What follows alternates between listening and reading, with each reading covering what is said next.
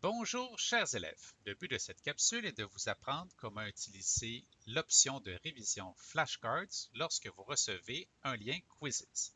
Alors si vous recevez un lien vers un quiz sur Quizzes, vous pouvez cliquer sur le bouton vert Entraîne-toi, puis sur la première option Jouer. Deux options s'offrent à vous. Vous pouvez cliquer sur Jouer pour effectuer un quiz avec de la musique et les mêmes effets que d'habitude, ou vous pouvez choisir l'option Flashcards que je traduirai librement par carte de révision.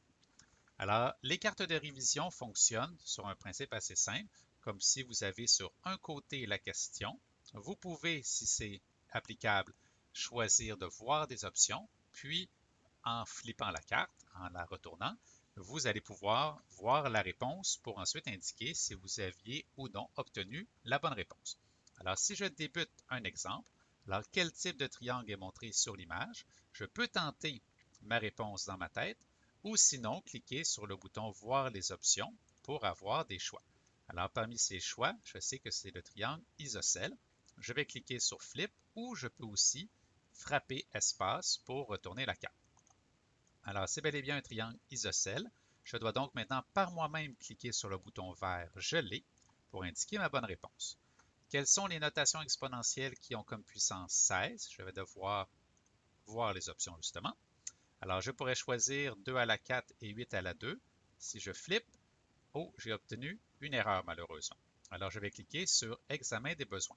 Alors, tout cela est très autonome et c'est dans une optique de révision, donc il ne sert à rien de tricher.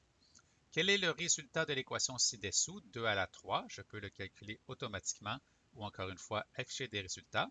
Moi, j'ai calculé 8, ce qui est le bon résultat. Je l'ai. Quelle image montre un triangle équilatéral? Je dois voir les options. Alors, c'est le premier triangle. J'ai ma bonne réponse. Je l'ai. Et finalement, comment se nomme un polygone à 5 côtés?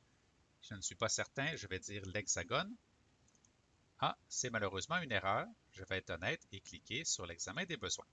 Alors, lorsque les questions sont complétées, vous voyez votre résultat dans le quiz.